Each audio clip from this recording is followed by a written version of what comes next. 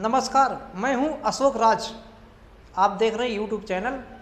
यहाँ सवाल ये है, औरंगजेब धार्मिक कट्टरता था, धर्मांध था या महान धर्मपरायण व्यक्ति था? ये समझने की आवश्यकता है कि अकबर की तुलना में इसने कार्य बहुत अधिक किए, सराहनीय कार्य किए, फिर भी अकबर महान बना और औरंगजेब महान नहीं बना। इस पर हम चर्चा करेंगे। कुल मिलाकर के हम जानने का प्रयास करेंगे कि औरंगजेब की धार्मिक नीति क्या थी, जबकि हम इसके पहले टॉपिक में जान चुके हैं अकबर की धार्मिक नीति क्या थी।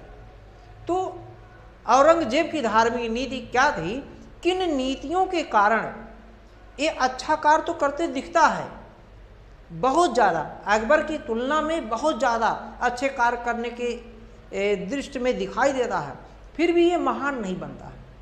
तो हम पढ़ेंगे औरंगजेब की धार्मिक नीति। औरंगजेब की धार्मिक नीति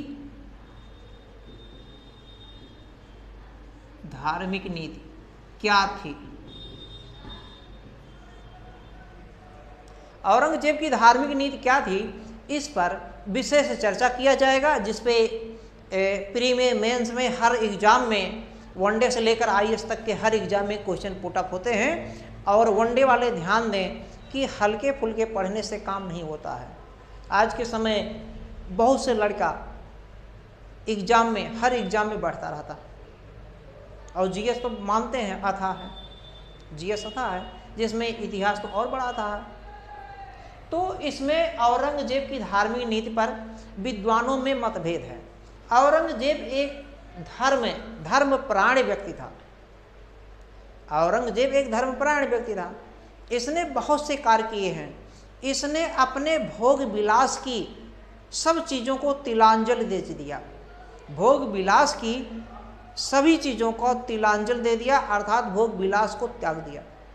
अपने कर्तव्य परायणता के साथ, कर्तव्य निष्ठा के साथ, सत्य निष्ठा के साथ, ईमानदारी पूर्वक कुरान के अनुसार अर्थात शरीयत के अनुसार सब काम करना अच्छा समझा। जो शरीयत के अनुसार गलत होता था, जो इस्लाम धर्म के अनुसार गलत होता था, उसको इसने कार्य नहीं किया। तो जो धर्म के अनुसार है वही कार्य करना अच्छा है, ये सभी धर्म मानते हैं। तो इसका भी मानना था धर्म के अनुसार जो है, चूंकि ये ज़्यादातर अपने धर्म में विश्वास करता था, इस्लाम धर्म में। तो इसने क्या कार्य किया है और क्या नहीं किया है, तो कुछ कार्यों की वजह से इसको कई इतिहासकार इसको धर्मपरायण मानते हैं। इसके पक्ष में तर्क देना होता है। पक्ष में तर्क देने का मतलब है इसके अच्छाइयों को, इसके द्वारा किए गए कार्यों को दिखाना, और विपक्ष में तर्क देने का मतलब इसकी जो कमियां हैं, जो आलोचनाएं हैं, जो इसने जो गलत कार्य किए हैं, जो गलत दिखता है, उसको दिखाना। तो हम पहले दिखाएंगे, इसकी थोड़ा सा भूमिका लिखेंगे, और भूमिका में क्या लिख देंगे कि औरंगजेब एक धर्मपरायण व्यक्ति था, एक धर्मनिष्ठ मुसलमान था। ये बाहरी अलंकरण और वैभव में कोई रुचि नहीं लेता था। बाहरी अलंकरण एवं वैभव में कोई रुचि नहीं लेता था। इसके साथ साथ एक कर्तव्य परायण था, एक कर्तव्य के अनुसार कार्य करता था। अपने कर्म के आगे, राजकाज के आगे किसी की नहीं सुनता था। जो इसका राजकाज है, जो इसका काम है, वही कार्य करता था। इतना धार्मिक व्यक्ति था। फिर भी इतिहासकारों में मतभेद है, तो इस पे हम पहला पक्ष देंगे। भूमिका लिखने के बाद में इस पे हम भूमिका, ये सब 3, 4, 5 लाइन का लिख देंगे। इसके बाद में हम लिखेंगे पक्ष में तर्क। पक्ष में तर्क लिखते क्या है, ये देखिए, जो पक्ष में तर्क लिखना है, ये सब के सब हर प्री जो एग्जाम होता है वहाँ भी पूछा जाएगा, और मेंस में लिखने का काम भी आता है। अब अगर पक्ष में देखते हैं तो देखिए, ये धर्मपरायण व्यक्ति था।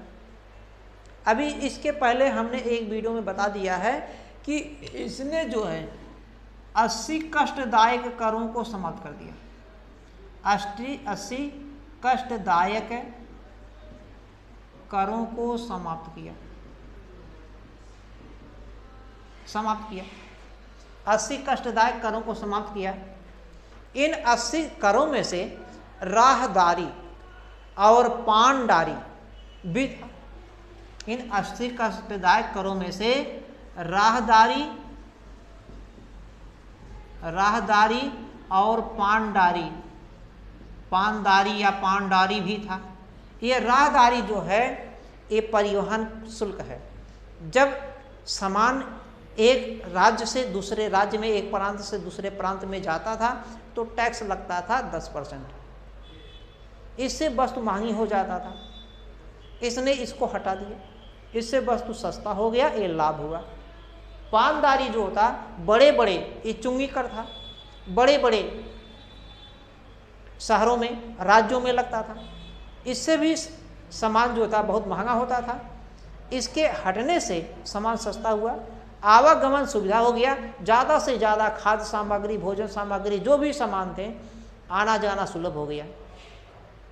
इससे फायदा हुआ आम जनता को। चूंकि ये प्रजा पालक था, ये मैं नहीं बता रहा हूँ, ये इतिहासकार जो इसके पक्ष में दे रहे हैं वो बता रहे हैं, और उन्हीं की बात में अपनी बात रख रहा हूँ अभी। तो ये प्रजा पालक था, प्रजा के कल्याण के लिए, प्रजा के हित के लिए, जन कल्याण के लिए इन 80 करों को हटा दिया। इसने देखिए भांग की कृषि जो होती थी, भांग की कृषि को भी प्रतिबंधित कर दिया। भांग की कृषि को भी प्रतिबंधित कर दिया। भांग की कृषि जो होती थी उसको भी हटवा दिया। अपने साम्राज्य में कोई भांग की खेती नहीं करेगा। ये इतिहासकार बता रहे हैं ऐसा क्यों किया। क्योंकि भांग एक नशीला पदार्थ होता है, खाया जाता या पिया जाता जो भी है नशीला पदार्थ है। इससे लोगों की स्थितियां खराब हो जाती थी। आप जानते ही, जैसे लोग शराब पीते हैं वही जैसा स्थिति है, भांग शराब जैसा स्थिति खराब कर देता है। आर्थिक स्थिति, शारीरिक स्थिति, मानसिक स्थिति, हर तरीके से। इसलिए इसको प्रतिबंधित कर दिया। और इसके साथ साथ इसने अपने साम्राज्य में जो सती प्रथा था, सती प्रथा को और दास प्रथा को पूर्णतः बंद करा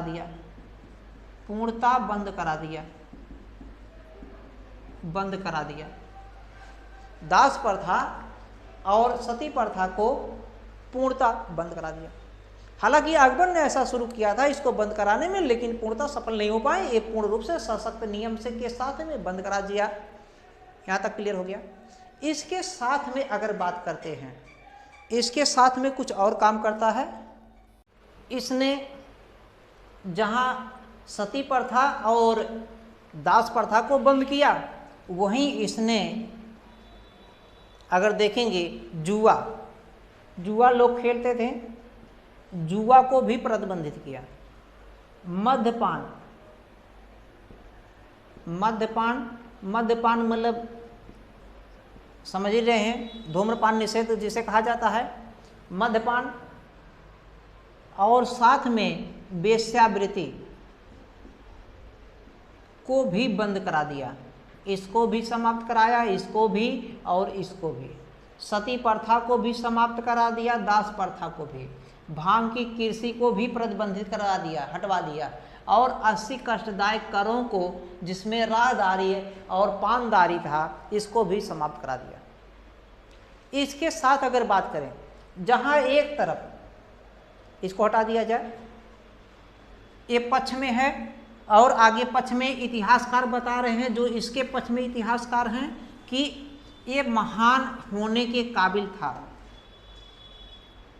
इसके साथ में इसने और क्या किया है औरंगजेब ने, तो इसके साथ में देखिए आब बाब एक ये भी कर है, इस कर को भी समाप्त करा दिया। आब बाब भूमि कर से एक अलग कर है आबकार, जहां इसने हिंदुओं के रीति रिवाजों को प्रतिबंधित किया, क्योंकि इस्लाम धर्म के अनुसार वो ठीक नहीं था।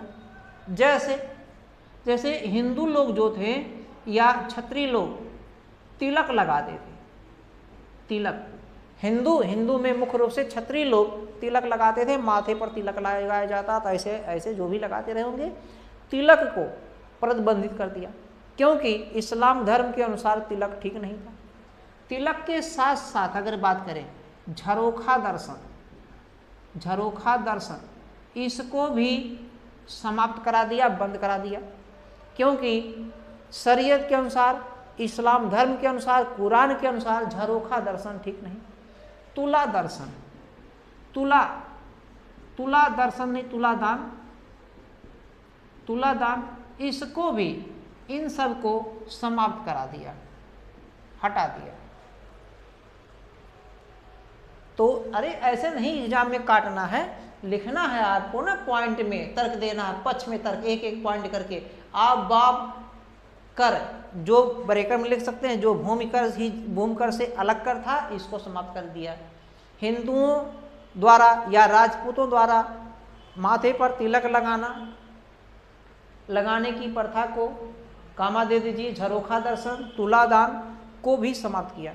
जहाँ हिंदुओं के ये चीज़ को समाप्त किया, वहीं इस्लाम में भी अनेक प्रकार की कुरीतियाँ थी।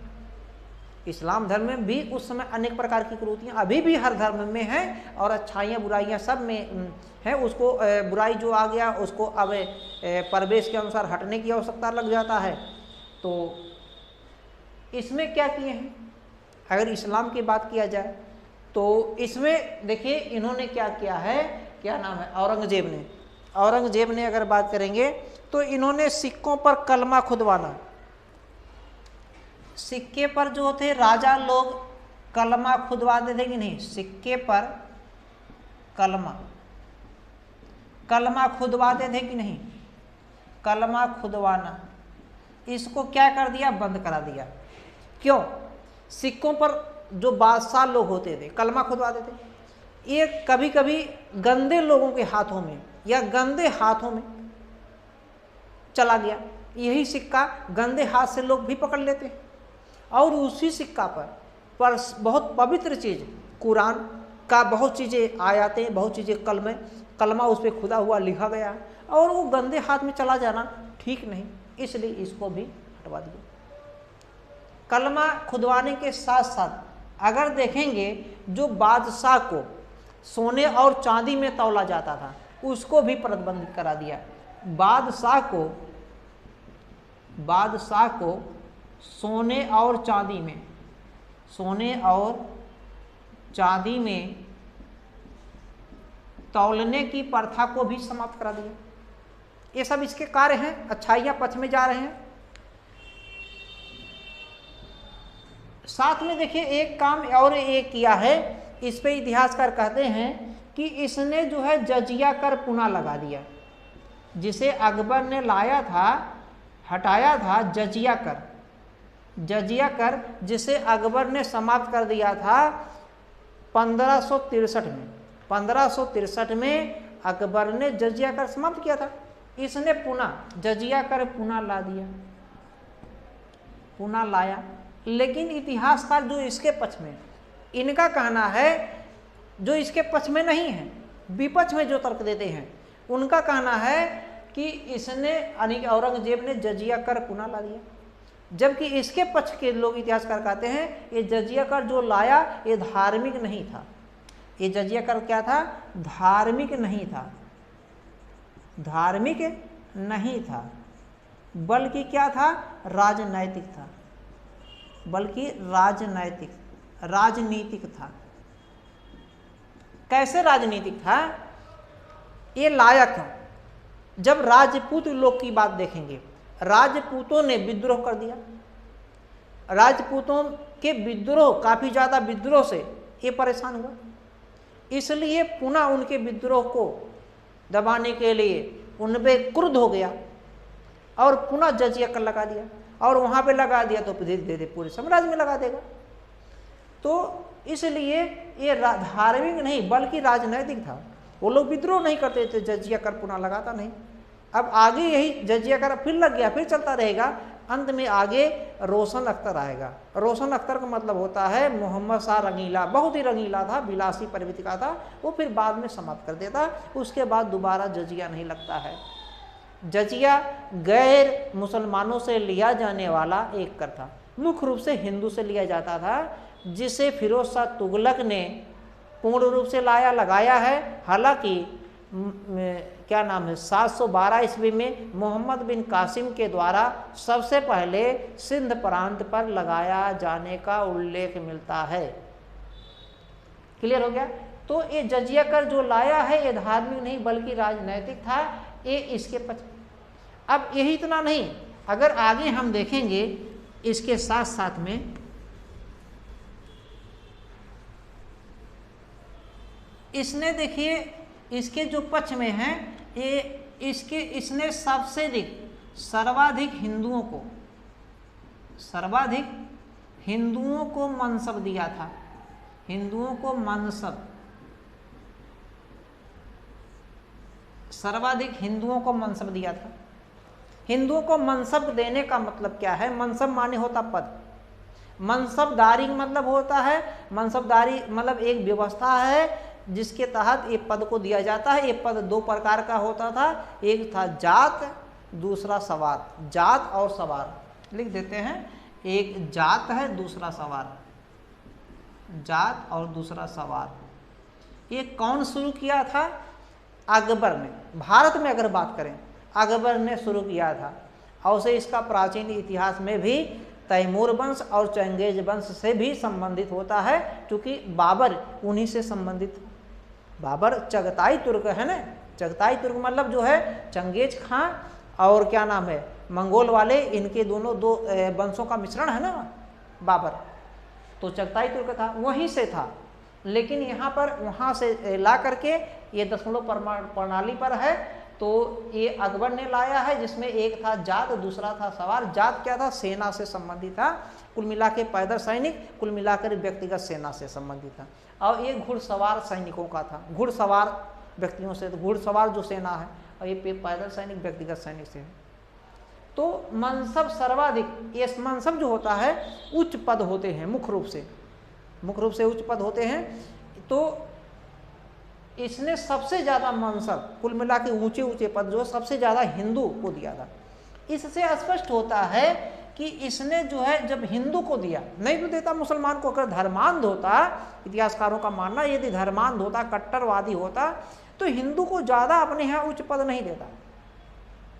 लेकिन वही विपक्ष वाले कहेंगे कि ये हिंदुओं पर इसको विश्वास था, मुसलमानों पर विश्वास नहीं था। लेकिन यहाँ पे पक्ष की बात हो रहा है कि ये सबसे ज्यादा हिंदुओं को मनसब दिया था, यानी कि ऊंचे ऊंचे पद दिया था। कारण क्या था कि ये योग्यता को, इससे स्पष्ट होता है कि ये योग्यता को देखता था। योग्यता के आधार पर जो है, योग्यता के आधार पर ये नौकरी देता था, पदों पर लगता था, मनसब पर रखता था। मनसब माने होता है पद, इसका मतलब क्या होता है? पद।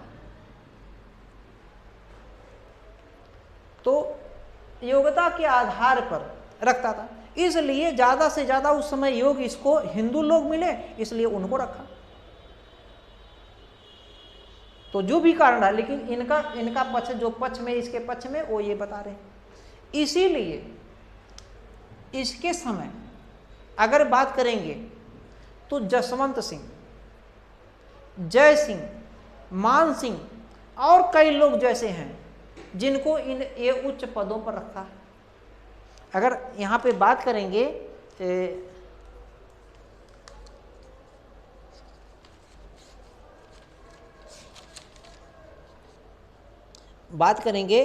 क्या नाम है इनका, जय सिंह है, जसवंत सिंह है, और उनके पुत्र बिशन सिंह है, और साथ में जो है कई लोग हैं। तो जय सिंह है राजा, जय सिंह, जसवंत सिंह, बिशन सिंह, यानी कि कई ऐसे लोग हैं जिनको ये उच्च पदों पर रखा। तो ज़्यादा से ज़्यादा ये मनसब जो है हिंदुओं को दिया। इससे स्पष्ट होता है कि ये योग्यता पर इसने इसके आधारित था, इसका जो मनसब वितरण प्रणाली था, तो ये क्लियर हो रहा। इसने देखिए कुछ लोग इसके जो विपक्ष वाले हैं वो कहते हैं कि इसने मंदिरों को तोड़ा, काफ़ी ज़्यादा मंदिरों को तोड़ा, इसके विपक्ष वाले। लेकिन पक्ष वालों का कहना है जो इसके पक्ष में मंदिरों को तोड़ा, लेकिन उन्हीं मंदिरों को तोड़ा, उन्हीं मंदिरों को तोड़ा जिन मंदिरों का निर्माण मस्जिद के स्थान पर हुआ, यानी कि वहाँ पे पहले मस्जिद था, कुछ लोगों ने मंदिर वहाँ मस्जिद को तोड़ करके बनाया, इसीलिए वहाँ पे तोड़ा गया, इसके पक्ष वालों का मानना है। जैसे इसमें देखेंगे जो वीर सिंह बुंदेला है, वीर सिंह बुंदेला ने अबुल फजल को मारकर, उसकी हत्या कर, उसकी संपत्ति को लूटकर मथुरा में अर्थात ओरछा में एक मंदिर बनवाया, भव्य मंदिर। उस मंदिर को इसने तोड़वा दिया, क्योंकि इसका कहना है इसने अबुल फजल को मार करके उसकी संपत्ति से ही बनवाया है, इसलिए मैंने तोड़ा। इसके पक्ष में इस प्रकार के कई मत दिखाई देते हैं। इसके साथ में अगर हम बात करेंगे, इसके साथ में इसने जो है देखिए इस्लामिक परंपरा के अनुसार इसको हटा दिया जाए और आगे देखेंगे, इसने देखिए इस्लामिक परंपरा का थोड़ा ज़्यादा ये मानता था, क्योंकि धर्म के अनुसार ही ये कार्य करता था, रीति रिवाज, इसलिए संगीत को प्रतिबंधित कर दिया है। इस्लाम में संगीत को प्रतिबंधित कर दिया, संगीत पूरा मना ही कर दिया। लेकिन ये खुद स्वयं बीड़ा बजाता था, बीड़ा स्वयं बीड़ा बजाता था, बीड़ा बजाने का बहुत ही शौकीन। कौन सा ऐसा बादशाह था जो बीड़ा बजाता था, बीड़ा बजाने में शौकीन था, महारत हासिल किया था, वो यही था। संगीत को बंद किया। लेकिन अगर इसकी बात अगर देखेंगे, एक वाद्य यंत्र है जो संगीत नौबत शाही बैंड था, संगीत नौबत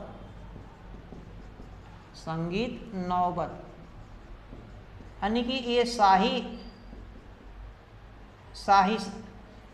शाही बैंड है, बैंड बाजा जिसे कहते हैं, शाही बैंड है।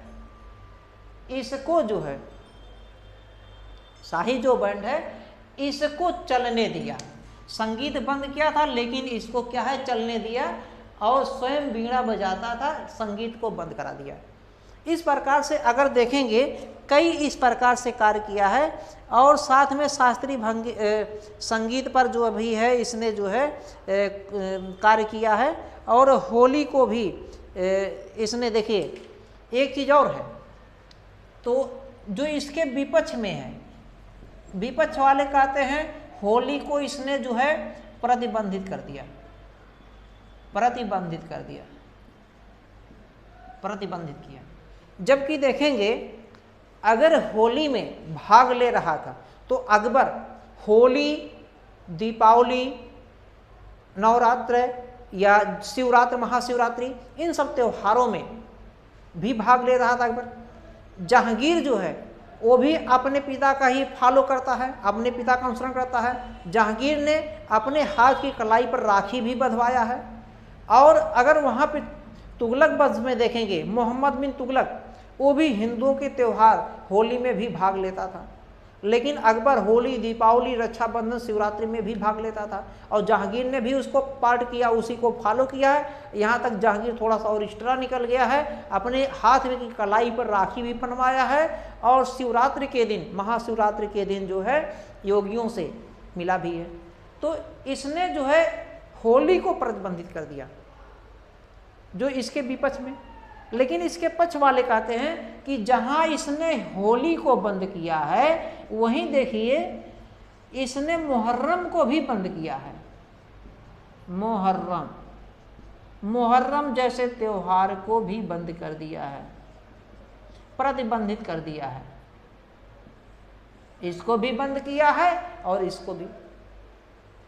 केवल एक ही धर्म को नहीं, क्योंकि जो इसको लगता था इस्लाम धर्म के अनुसार ठीक नहीं, शरीयत के अनुसार यानी कि एक राजपाट के अनुसार ठीक नहीं दिख रहा है, उसको प्रतिबंधित किया।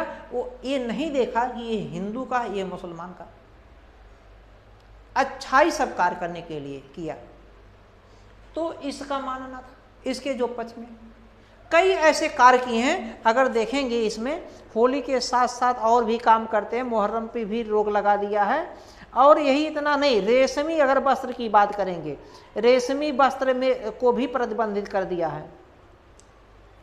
यही इतना नहीं, अगर देखेंगे तो ये जो है रेशमी जो वस्त्र राजघराने में यानी कि शाही लोग में जो रेशमी वस्त्र पहनते थे,